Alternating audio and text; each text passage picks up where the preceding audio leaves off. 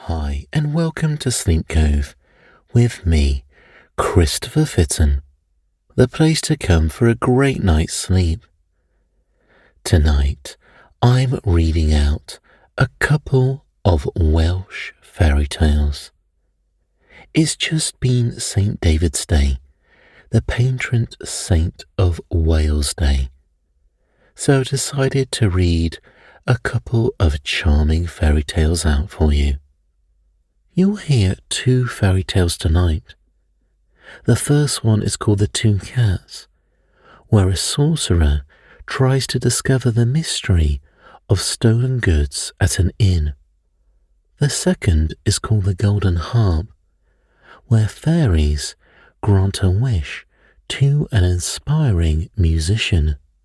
Soon, I'm going to be putting all stories without music on my bedtime story YouTube channel. I'll put a link in the description, so if you prefer your stories without music, you can go in the description and click the link to that channel. I have two YouTube channels, one containing stories and one containing meditations and hypnosis. I'll leave a link to the channels in the show notes also. Please remember to subscribe to the show to get alerts on all new free content. So please get comfortable and let's begin. The Two Cat Witches. In the old days, it was believed that the seventh son in a family of sons was a conjurer by nature. That is, he could work wonders like the fairies and excel the doctors in curing diseases. If he were the seventh son of a seventh son, he was himself a wonder of wonders. The story ran that he could even cure the shingles, which is a very troublesome disease. It is called also by a Latin name, which means a snake, because as it gets worse, it coils itself around the body.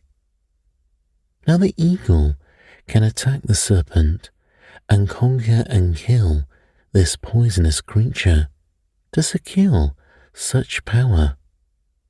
Hugh the conjurer ate the flesh of eagles, which he wished to cure the serpent disease. He uttered words in the form of a charm, which acted as a talisman and cure.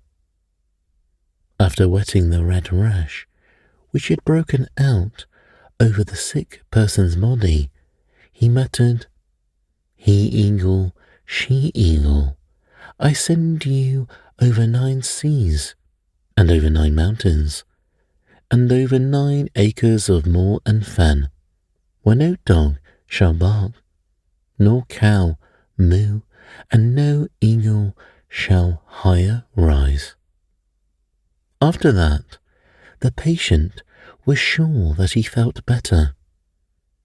There was always great rivalry between the conjurers and those who made money from the pilgrims at Holy Wells and the visitors to the relic shrines. But this fellow named Hugh and the monks kept on mutually good terms.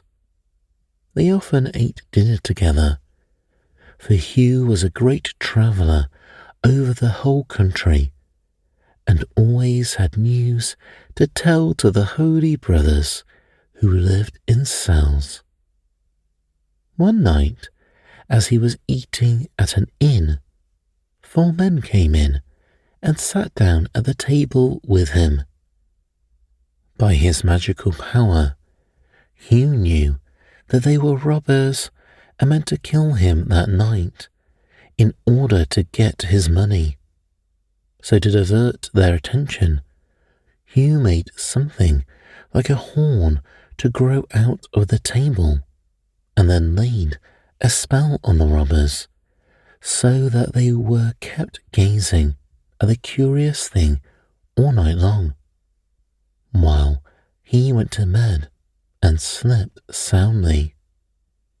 When he rose in the morning, he paid his bill and went away, while the robbers were still gazing at the horn. Only when the officers arrived to take them to prison did they come to themselves. Now at Betis Coed, a pretty place, there was a hotel named the Inn of Three Kegs. The shop sign hung out in front. It was a bunch of grapes, gilded and set below 3 small barrels. The inn was kept by 2 respectable ladies, who were sisters. Yet, in that very hotel, several travellers, while they were asleep, had been robbed of their money. They could not blame anyone nor tell how the mischief was done. With the key in the keyhole, they had kept their doors locked during the night. They were sure that no one had entered the room.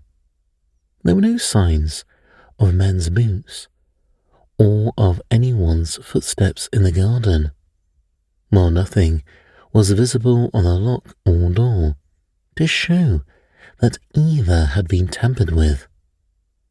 Everything was in order as when they went to bed.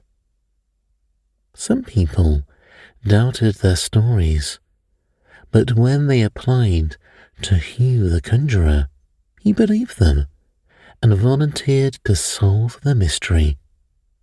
His motto was, "Go anywhere and everywhere, but catch the thief."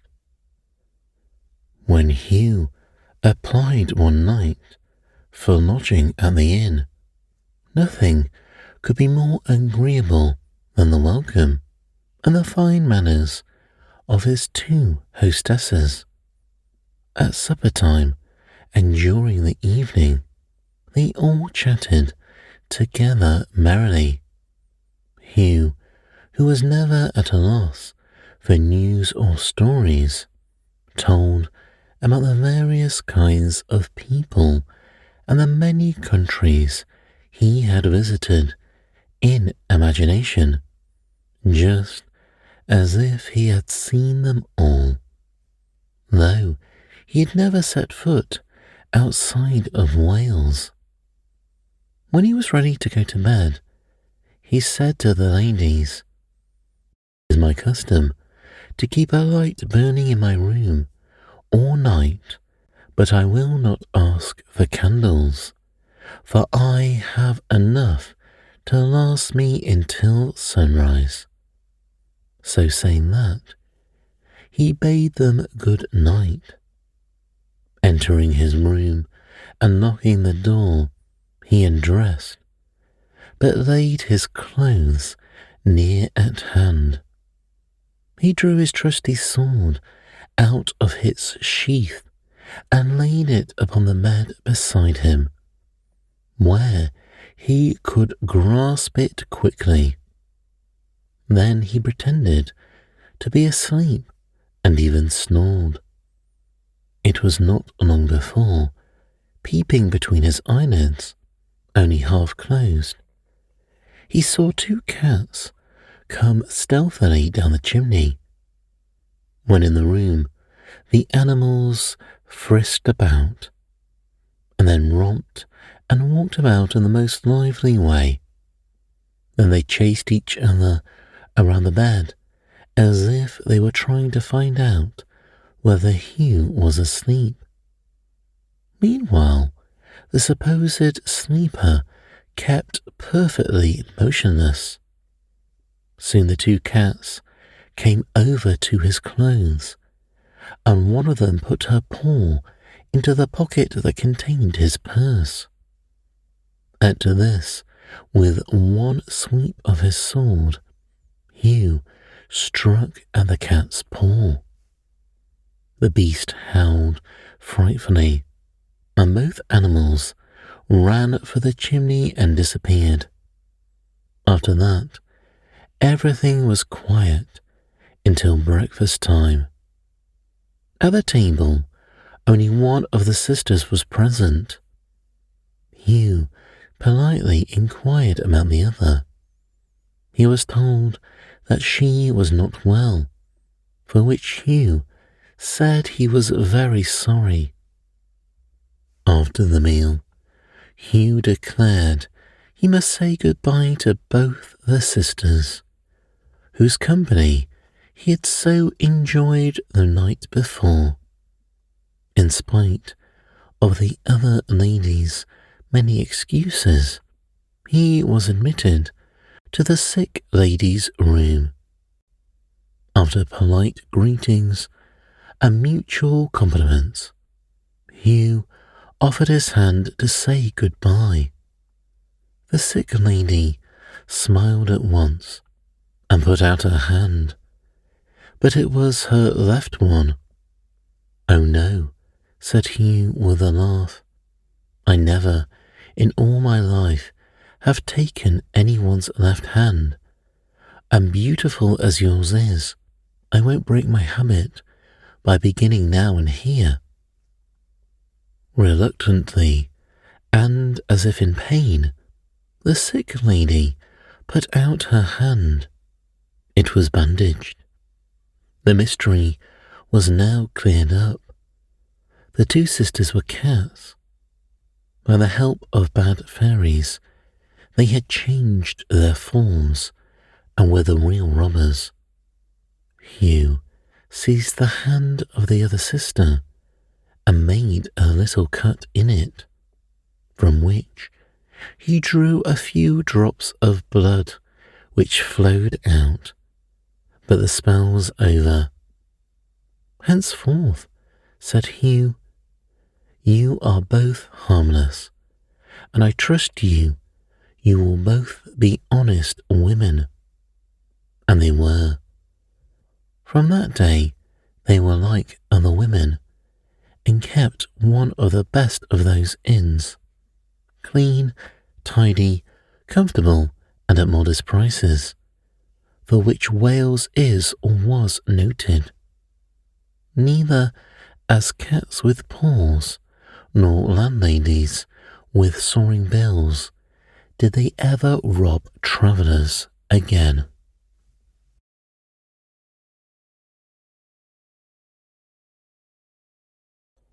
The Golden Harp. Morgan is one of the oldest names in the Cymric land. It means one who lives near the sea. Every day, for centuries past, tens of thousands of Welsh folks have looked out on the great blue plain of salt water. It is just as true also that there are all sorts of Morgans. One of these, named Taffy, was like nearly all Welshmen, in that he was very fond of singing. The trouble in his case, however, was that no one but himself loved to hear his voice, which was very disagreeable. Yet of the sounds which he himself made with voice or instrument, he was an intense admirer. Nobody could persuade him that his music was poor and his voice rough. He always refused to improve. Now in Wales, the bard or poet who makes up his poetry or song as he goes along is a very important person, and it is not well to offend one of these gentlemen. In French, they call such a person by a very long name, the improvisator. These poets have sharp tongues and often say hard things about people whom they do not like. if they used whetstones or stropped their tongues of leather, as men do with their razors, to give them a keener edge, their words could not cut more terribly. Now on one occasion, Morgan had offended one of these bards. It was while the poetic gentleman was passing by Taffy's house. He heard the jolly fellow inside singing, first at the top and then at the bottom of the scale.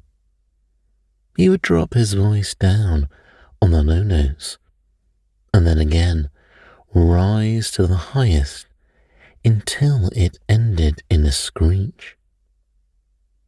Someone on the street asked the poet how he liked the music, which he had heard inside.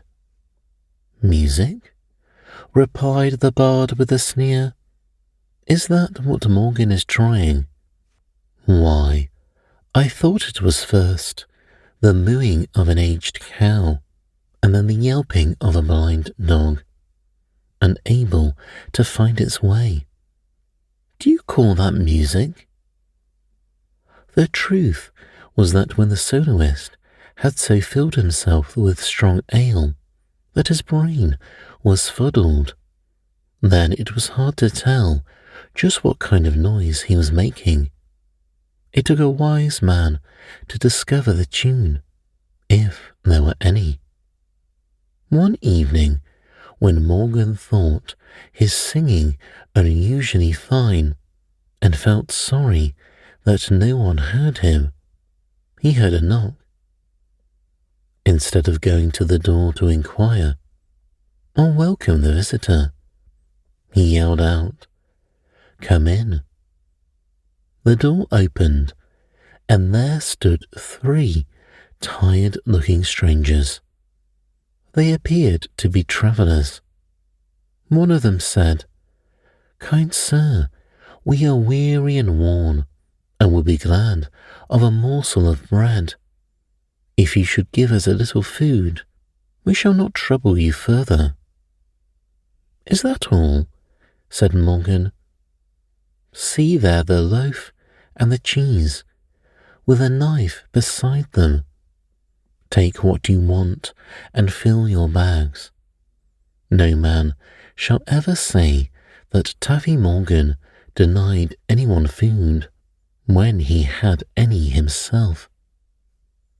Whereupon the 3 travellers sat down and began to eat. Meanwhile, without being invited to do so, their host began to sing for them. Now the 3 travellers were fairies in disguise. They were journeying over the country, from cottage to cottage, visiting the people. They came to reward all who gave them a welcome and were kind to them, but to vex and play tricks upon those who were stingy, bad-tempered, or of sour disposition. Turning to Taffy before taking leave, one of them said, "You have been good to us, and we are grateful. Now what can we do for you? We have the power to grant anything you may desire. Please tell us what you would like most." At this, Taffy looked hard in the faces of the 3 strangers to see if one of them was the bard who had likened his voice in its ups and downs to a cow and a blind dog. Not seeing any familiar face, he plucked up his courage and said, "If you are not making fun of me, I'll take you a harp. And if I can have my wish in full, I want one that will play only lively tunes. No sad music for me." Here Morgan stopped. Again he searched their faces to see if they were laughing at him, and then proceeded. and something else, if I can have it, but it's really the same thing I'm asking for." "Speak on. We are ready to do what you wish," answered the leader. "I want a harp, which no matter how badly I may play, will sound out sweet and jolly music." "Say no more," said the leader, who waved his hand. There was a flood of light, and to Morgan's amazement, there stood on the floor a golden harp. But where were the three travellers? They had disappeared in a flash. Hardly able to believe his own eyes, it now dawned upon him that his visitors were fairies. He sat down, back of the harp, and made ready to sweep the strings. He hardly knew whether or not he touched the instrument, but there rolled out volumes of lively music, as if the harp itself were mad. The tune was wild, and such as would set the feet of young folks a-going, even in church. As Taffy's fingers seemed every moment to become more skillful, the livelier the music increased, until the very dishes rattled on the cupboard as if they wanted to join in. Even the chair looked as if it were about to dance. Just then, Morgan's wife and some neighbours entered the house. Immediately, the whole party, one and all, began dancing in the jolliest way. For hours, they kept up the mad whirl. Yet all the while, Taffia seemed happier, and the woman the merrier. No telegraph ever carried the news faster all over the region that Morgan had a wonderful harp.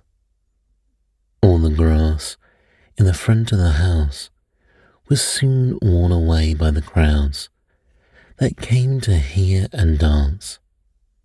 As soon as Taffy touched the harp strings, the feet of everyone, young and old, began shuffling, nor could anyone stop as long as Morgan played. Even very old, lame, and one-legged people joined in.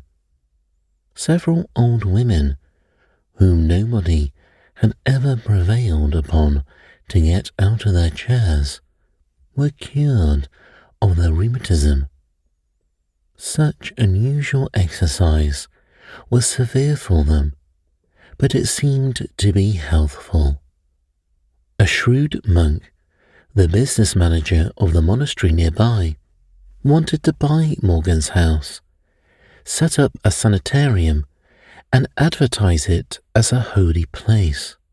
He hoped thus to draw pilgrims to it, and get it for a great reputation as a healing place for the lame and the halt, and the palsied and the rheumatic. Thus the monastery would be enriched and all the monks get fat. But Taffy was a happy-go-lucky fellow who cared little about money and would not sell, for with his harp he enjoyed both fun and fame. One day in the crowd that stood around his door, waiting to begin to hop and whirl, Morgan espied the bard who had compared his voice to a cow and a cur. The bard had come to see whether the stories about the harp were true or not. He found, to his own discomfort, what was the fact and the reality, which were not very convenient for him. As soon as the harp music began, his feet began to go up, and his legs began to kick and whirl. The more Morgan played, the madder the dance, and the wilder the antics of the crowd. And in these the bard had to join, for he could not help himself. For they all soon began to spin round and round on the flagstones, fronting the door as if crazy. They broke the paling of the garden fence. They came into the house and knocked over the chairs and the sofa, even when they cracked their shins against the wood. They bumped their heads against the walls and ceilings, and some even scrambled over the roof and down again. The bard could no more stop his weary legs than could the other lunatics. To Morgan, his revenge was so sweet that he kept on until the bard's legs snapped, and he fell down on top of people that had tumbled from sheer weariness, because no more strength was left in them. Meanwhile, Morgan laughed until his jaws were tired and his stomach muscles ached. But no sooner did he take his fingers off the strings to rest them than he opened his eyes in wonder, for in a flash the harp had disappeared. He had made a bad use of the fairy's gift, and they were displeased. So both the monk and Morgan felt sorry. Yet the grass grew again when the quondam harper and singer ceased desolating the air with his quavers. The air seemed sweeter to breathe because of the silence. However, the fairies kept on doing good to the people of goodwill, and today some of the sweetest singers in Wales come from the poorest homes.